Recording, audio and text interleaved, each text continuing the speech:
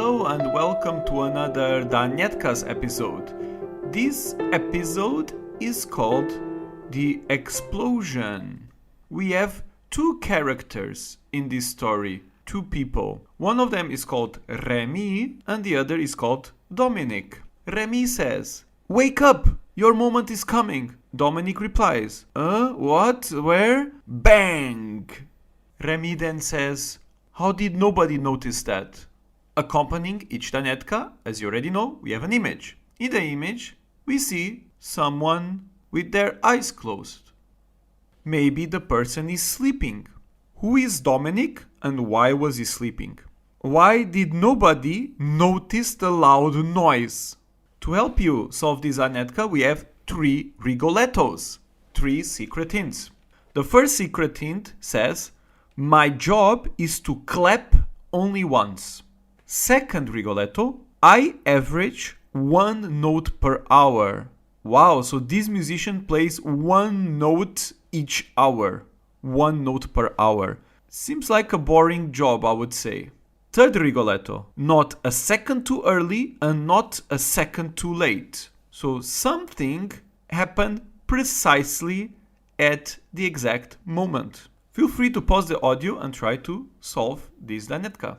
I will now read the answer. The explosion. Dominick and Remi were percussionists playing in an orchestra. Dominick was in charge of playing the cymbals and he had to play only 1 note in the middle of the symphony, which was 1 hour long. He got bored waiting, so he closed his eyes and fell asleep while holding the cymbals in his hands. His colleague Remi noticed that the moment where he needed to play was coming and tried to wake him up. Dominick got scared and suddenly clapped the cymbals out of surprise, making a huge noise. Luckily, exactly at the moment where he needed to play. They still cannot believe how lucky he was. They were playing the 7th Symphony of Austrian composer Anton Bruckner. This story is based on a number of personal anecdotes that I have experienced with my percussionist colleagues. It is very often that percussion in classical music has very little notes to play, and they usually get bored. I've heard many stories of people going out mid-concert, taking a break, sometimes smoking, sometimes having a snack while the symphony is being performed. Then they come back to play their notes. Like I said, this is not very usual to happen. This is a rather rare occasion, but I've listened to a number of personal anecdotes where these things do happen. Even though percussion has been used since prehistoric times, in the history of classical music, the use of percussion instruments before the 20th century was very limited, especially in orchestral settings. In general, the composers write very few notes for the percussion. It was only for the most climatic and dramatic moments. It is not uncommon for percussionists to play less than a dozen notes in symphonies that last more than 1 hour. Because of this, many editions cut out the percussion parts or leave it up to each orchestra to decide to employ percussionists or not. An exception to this are the timpani. This instrument is very important in classical symphonies and requires a specialized percussionist whose role cannot be omitted. The timpanist is usually the leader of the percussion section. He plays a lot of notes. Let's listen to an example of timpani.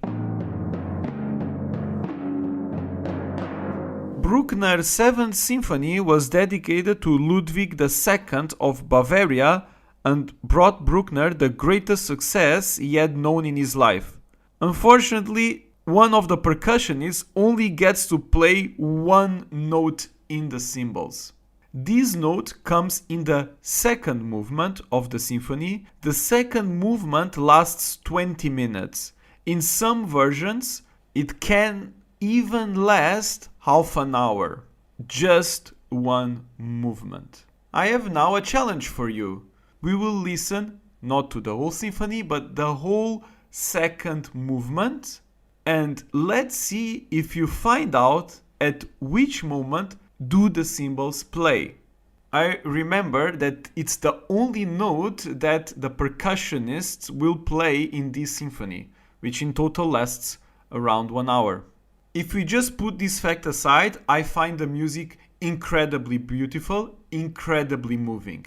There is this practical aspect of classical music, which sometimes is very funny and interesting to hear, but usually when concert goers go to hear this particular symphony, they don't think so much about what the percussionist has to do or not. So these practical aspects are a bit put to the side, and I think when one listens to classical music, that's actually what usually happens. I still find this story very interesting and fascinating. Like I said, it's a common joke among percussionists and among musicians that their dream job is to be able to play the Bruckner 7th Symphony. And do the percussionist gets paid for doing this? Of course, nowadays he does get paid. At the time of Bruckner, I would assume that he would find someone to play this note, which would be a non-professional musician, be an acquaintance or someone who would voluntarily do this for no money or for very little money. Nowadays, this is not possible. A professional orchestra will have a professional trained musician just to play this one note. Of course, this percussionist will also play more notes in other occasions, so he does get paid to play more notes. It's just that specifically if a concert only has this symphony, he will only play one note. Nowadays, due to budget deficits, many orchestras just omit this part or find someone to play it for free. We will now finish the episode by listening to the second movement of Bruckner's 7th Symphony, called Adagio, which means slow, so it's a slow movement. The conductor is Maris Janssens, and the orchestra is the Concertgebouw Orchestra in the Netherlands.